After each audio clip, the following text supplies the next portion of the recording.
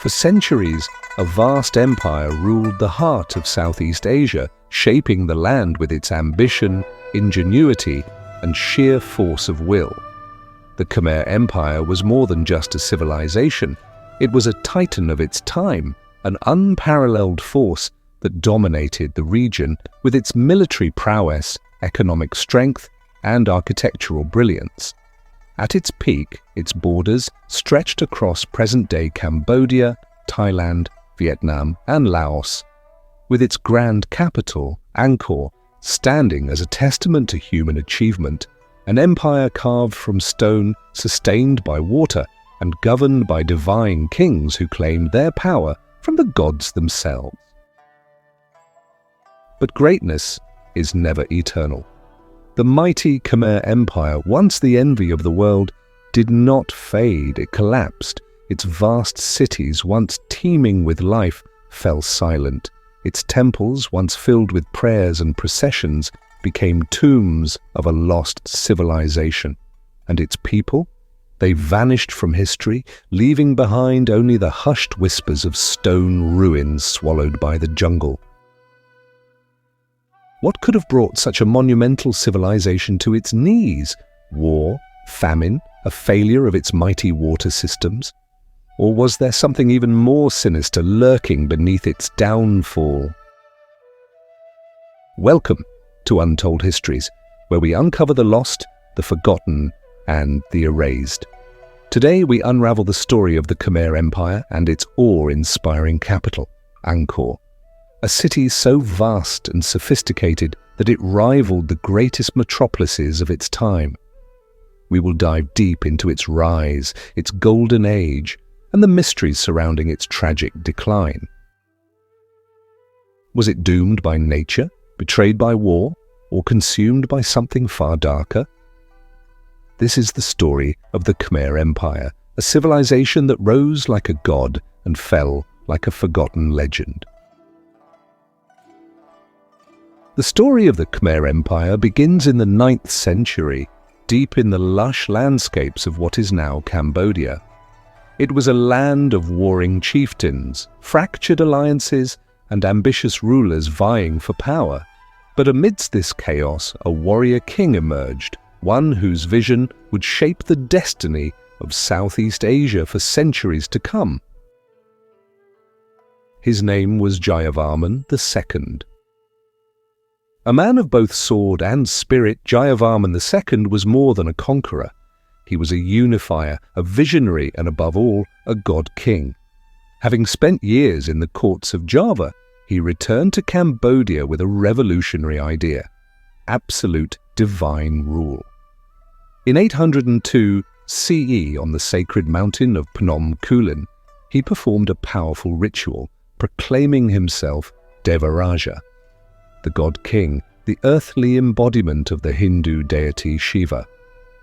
It was more than just a declaration of kingship. It was a claim to destiny.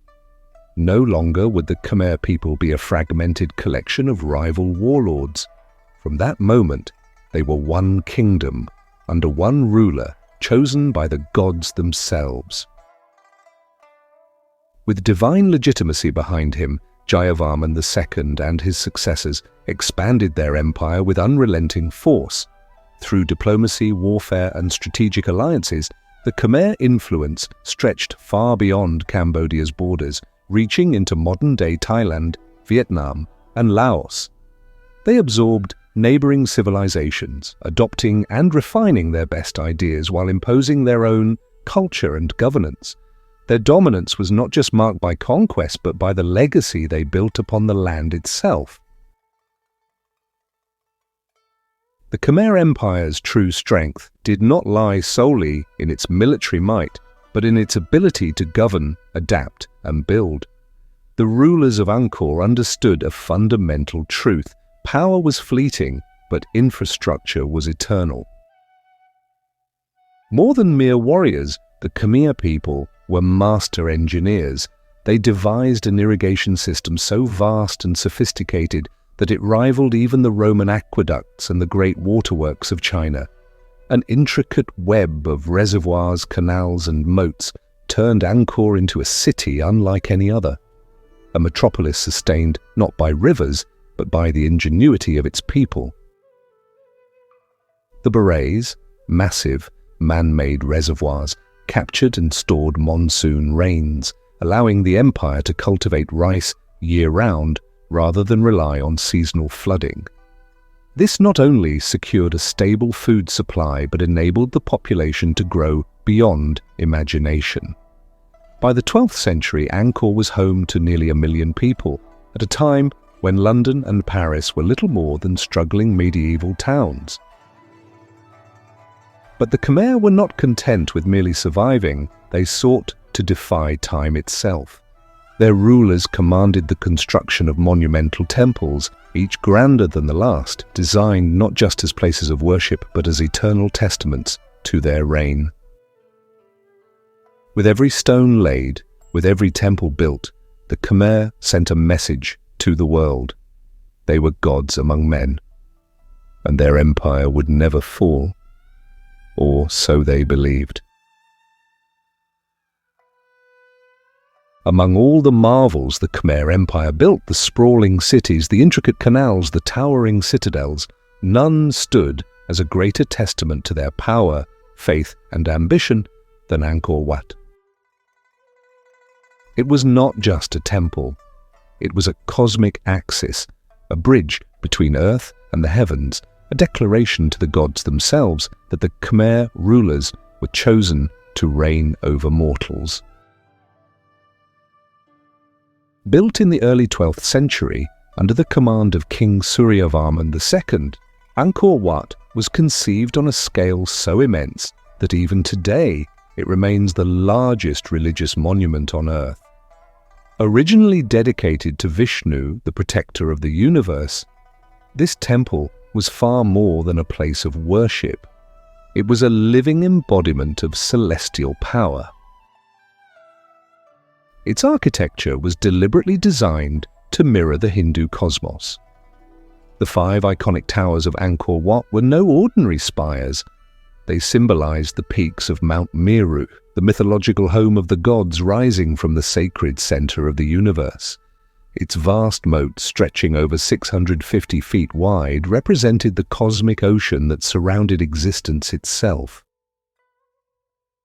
Every carved relief, every sandstone block, every lotus-shaped spire was a meticulous effort to bring divine order to the mortal world. To walk within Angkor Wat's walls was to step into a celestial blueprint, where gods and kings were one, where the empire's destiny was carved into stone itself. Imagine standing before Angkor Wat at the height of the empire. The air is thick with the scent of incense. Priests chant in Sanskrit, their voices echoing through the endless corridors. Monks meditate in candlelit sanctuaries, their saffron robes glowing under flickering flames.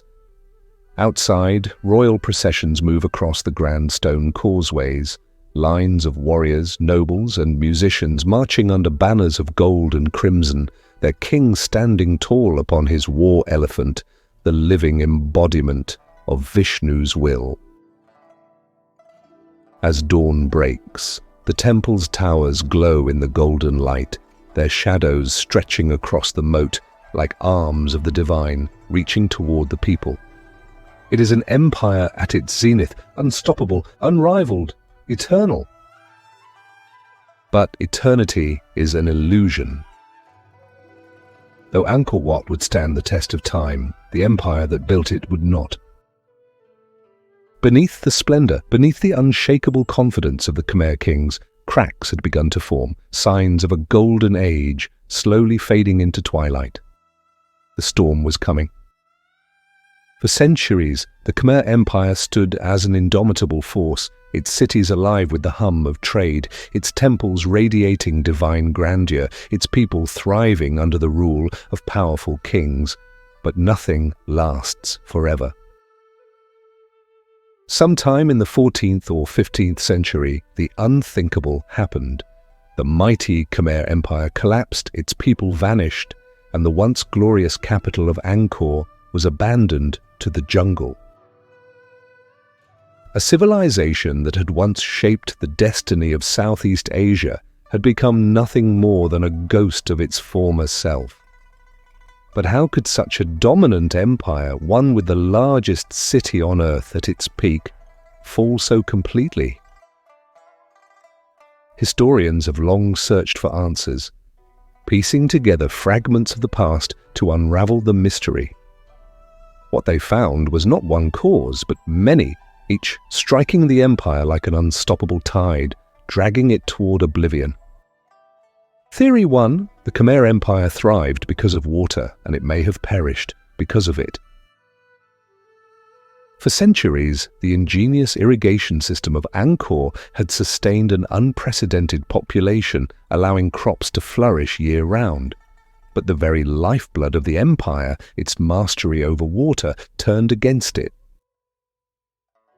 Modern scientific analysis using tree rings and sediment samples has uncovered a catastrophic pattern of climate change. The empire endured decades of violent swings between two extremes. 1. Unrelenting monsoons, flooding the reservoirs, overwhelming canals and destroying farmland. And 2. Prolonged droughts, drying up the very system that had sustained the empire for centuries. At first, the Khmer engineers tried to adapt, modifying canals and expanding reservoirs, but the changes were too little, too late. Without a stable water supply, crops withered, hunger spread, and famine took hold. A city that once housed 1 million people could no longer feed its own. The gods had been honored, the temples stood tall, but even the mightiest civilization is powerless against nature's fury. Theory 2. As Angkor struggled, new enemies emerged, ruthless, ambitious, and ready to seize their moment. To the west, a new kingdom had risen, the powerful Ayutthaya kingdom of Thailand. Unlike past foes, the Ayutthayans were not just raiders, they were an ascending empire, one that saw Angkor as a fading titan, ripe for conquest. Seizing the moment, they launched relentless invasions, chipping away at Khmer land, sacking cities, and weakening Angkor's defences. In 1431, the unthinkable happened. The Ayutthayans stormed Angkor. They plundered its temples, ransacked its palaces, and forced the Khmer rulers to flee. The empire, already crippled by famine and internal struggles, could not recover. With each battle, each loss, the once mighty Khmer Empire shrank, its people scattering, its capital left to the mercy of time. What once was the beating heart of a great civilization became a city of empty halls, silent shrines, and forgotten roads. Theory 3. What if the Khmer Empire fell not by the sword, but by its own hand? Some scholars believe that Angkor did not die in fire and conquest alone, but from within, its strength eroded by corruption, mismanagement, and political turmoil. Perhaps, as the empire expanded, ruling such vast lands became an impossible challenge, or there is power struggles, succession disputes, and civil wars drained its resources, or corrupt officials exploited the wealth of the empire, weakening its economy and causing unrest. Over time, the once unified Khmer state fractured, provinces broke away, loyalty faded, and the people who once looked to Angkor for leadership lost faith in their rulers. The empire did not fall in one night. It withered piece by piece until there was nothing left to hold it together. By the late 15th century, Angkor was abandoned. The jungle reclaimed its temples, vines creeping over the stones, swallowing the city whole. For centuries, it remained hidden, whispers of its former grandeur carried only in legends. Travelers who stumbled upon its ruins could hardly believe that a civilization so powerful, so vast, had simply disappeared. But civilizations do not truly die. They endure in what they leave behind.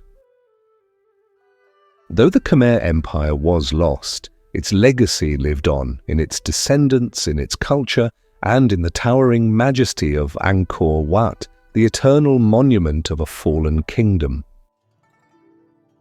And today, as historians and archaeologists unravel its mysteries, we continue to ask, did the Khmer Empire fall?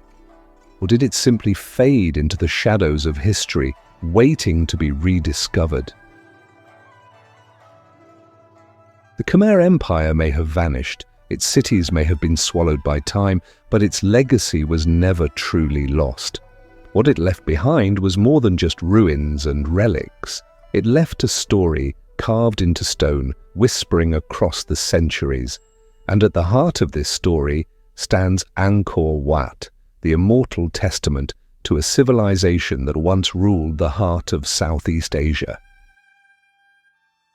For centuries after Angkor's fall, its temples lay hidden beneath a tangled canopy of jungle, their intricate carvings slowly fading beneath layers of moss and thyme. Travelers spoke of a lost city, a forgotten kingdom, but few believed it could be real. Then in the 19th century, French explorers stumbled upon its ruins, their discovery reigniting the world's fascination with the Khmer civilization. What they found was nothing short of breathtaking, an architectural marvel that had defied the ages, a city of stone where gods and kings had once walked. Slowly, Angkor was reclaimed, not by the jungle this time, but by the world. Today, Angkor Wat is more than a ruin. It is a symbol of resilience. Once nearly forgotten, it is now one of the most visited historical sites on Earth, drawing millions who walk its halls in awe, retracing the footsteps of an empire that once commanded the world. But the true legacy of Angkor is not just in its temples, it is in its people. Even after the empire's fall, the Khmer culture endured. Its traditions, its art, and its spirit survived through the centuries, passed down from generation to generation. And today, the people of Cambodia carry the memory of Angkor within them. Look no further than Cambodia's national flag, where the silhouette of Angkor Wat stands proudly at its center. No other country in the world places a historical monument at the heart of its national identity. It is a reminder that while empires may rise and fall, their legacies can endure for eternity. And in the stones of Angkor, in the echoes of its past, the Khmer Empire still speaks, waiting for those who will listen. So, what truly caused the fall of the Khmer Empire? Was it nature's fury as the monsoons turned to drought and the life-giving reservoirs ran dry? Was it the ambition of rising powers as rival kingdoms tore through Angkor's defences, leaving the once great capital in ruins? Or was it an empire crumbling from within, undone by its own leaders, its own people, its own excess? Perhaps it was all of these things. Perhaps it was none of them. Even now, centuries later, Angkor still holds its secrets.